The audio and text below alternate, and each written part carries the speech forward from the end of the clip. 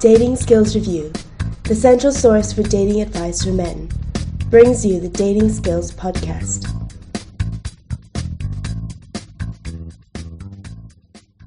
Hey, this is Angel with another episode of Dating Skills Podcast, and today we have Hypnotica with us. Hi, Hypnotica. How you doing today? Feeling good? All good. It's great to have you here.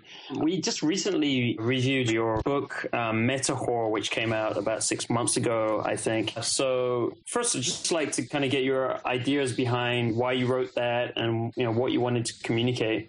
Well, I wrote it for the reason that you have it inside you, and this is something that it took a long time to get there, and I came from the position where a lot of the guys in the community came from, not really knowing what to do, overweight, I was fat, I was extremely white, freckles, pimples, so I consciously went through the steps on where to get to the point where I feel extremely confident in myself and my success and my interactions with women on pretty much every level. So it would be a shame, I think, for someone to have gone through that and not be able to give back a little bit of the steps and the learnings that it took to get to the point where I was at and where I'd feel comfortable. I think a lot of guys are trying to get to. So that's really why I wrote the book, for the reason. I mean, I didn't write it because I'm a writer. I'm definitely not a writer. I wrote it just because of the fact that I think that there's a lot of guys that can get a lot out of the book, and especially on the sexuality level, where I'm getting lots and lots of feedback and testimonials from guys just emailing me out of the blue, like, I'm glad you wrote this book because it made me think that I was fucked up in the head, or I had all these urges, or it wasn't natural. So I'm getting a lot of that. I think it's a good thing that the book went out, even though it rubs some people raw, but I think overall, it's just another viewpoint that most people didn't put out. So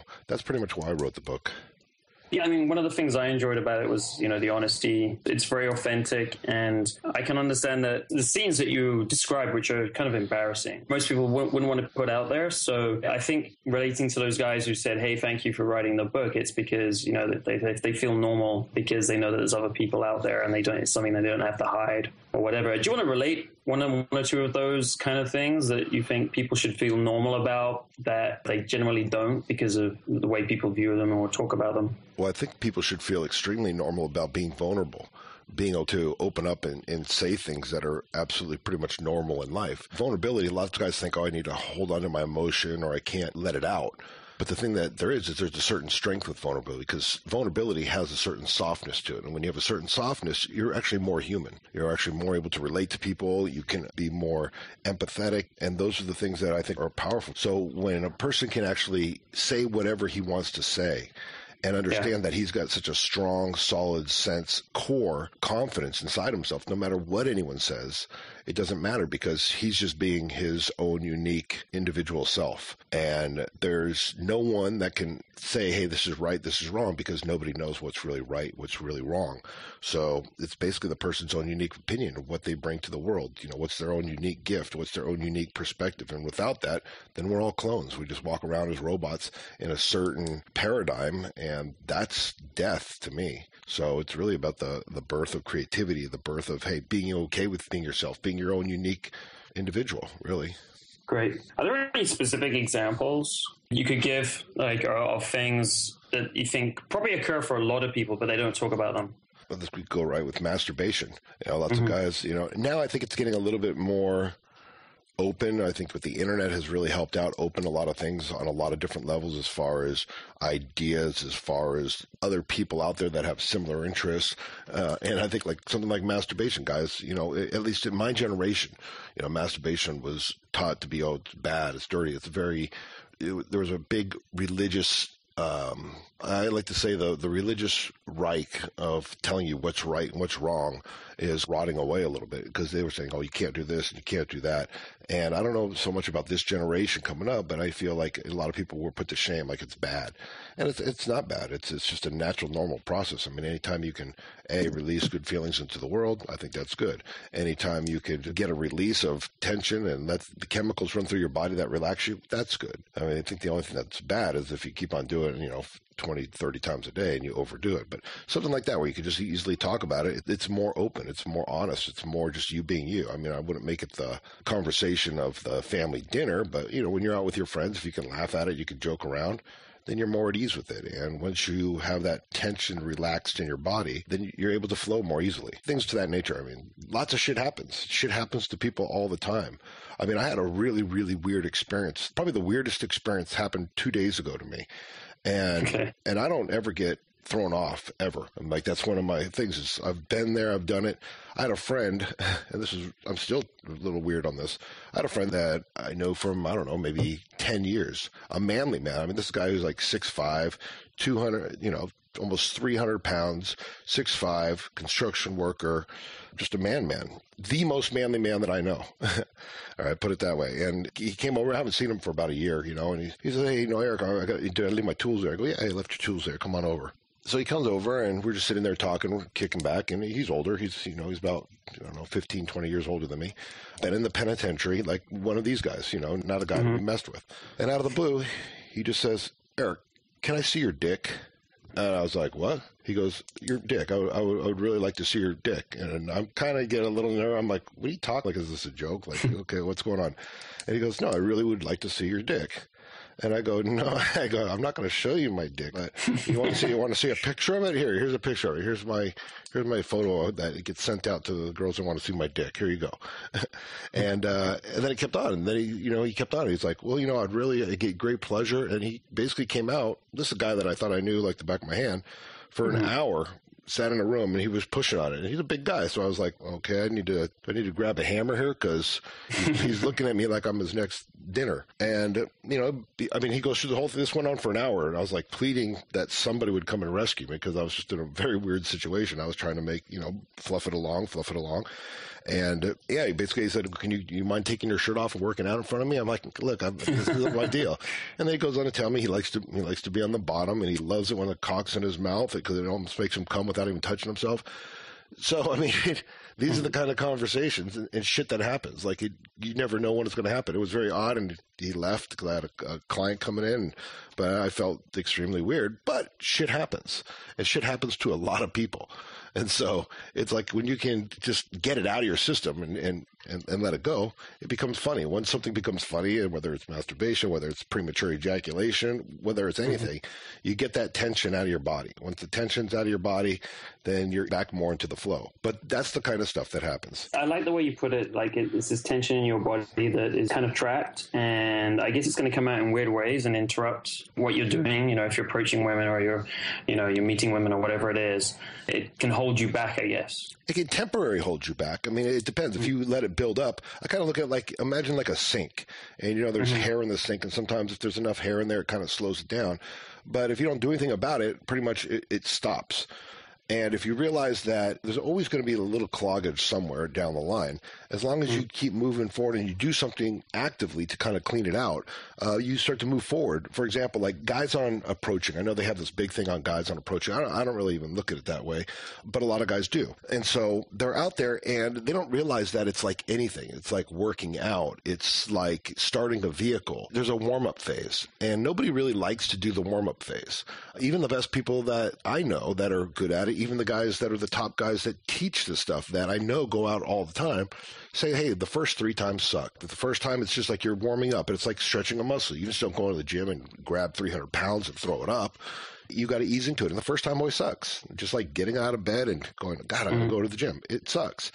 Then once you start getting into the groove and you start getting warmed up, you start to find the flow. And I think a lot of guys are afraid of taking that very first step, but that's just like warming up. And once you look at it like you're just warming up, it's okay. Even one of the top guys was saying, he doesn't even know what he's going to say. He just makes his feet move in that direction. He's like sitting, no, I don't want to go, but his feet just walk him into that direction. And he says usually something pretty stupid. He goes, once that's done, the hair, the clog that we were talking about, a big chunk of it gets moved.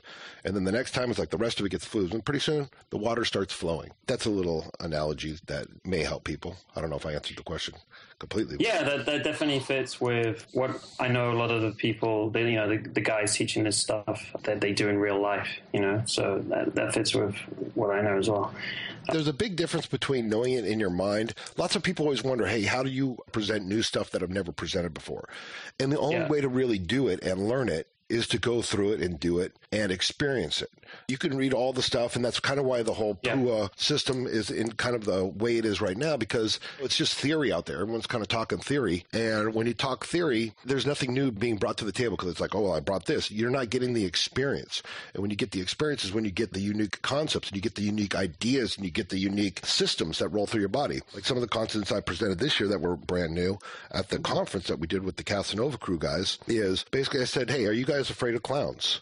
And they go, no. And I go, but I want you to think about something. The amount of makeup on a woman's face is the distance that she is detached from reality. And a clown puts on makeup and they entertain you. Okay, a woman also puts up makeup and entertain you. A woman is just really kind of like a pretty clown, to start to shift the perspective. I go, now, if you walked up in a bar and you saw and you had some makeup off and you sprayed it on their face and it melted the makeup off, do you think that they would still be as confident as they were if they were dressed up like the pretty clown? And lots of guys said no. And I said, that's what you got to understand. You're talking to an illusion. You're talking to something that's put up to make believe. And I said, so when you understand that, then you got to start to see things a lot differently. And the other thing is when a woman's getting ready, how long does it usually take? Usually about an hour and a half to 2 hours for the average woman. And I said, what do you think when she's getting ready that she's thinking about? She's fantasizing about when she's shaving her legs, when she's shaving her pussy, when she's making sure that she's absolutely prepped. She's doing a ritual in her head of a type of man that she wants to meet. And when she can think to herself, like, man, I hope I meet this kind of guy. Do you think it's the average guy that comes up and just goes, hey, what's your name? Or can I ask you a question? No, it's a guy that throws the lightning bolts that knocks her off her feet. That's what she's doing in her head. That's the type of ritual. I said, so when you go out, you need to understand what has been going on inside this woman's head when she's getting ready. What type of guy? And for you to step in and become that guy and be that guy so you help her with her fantasy.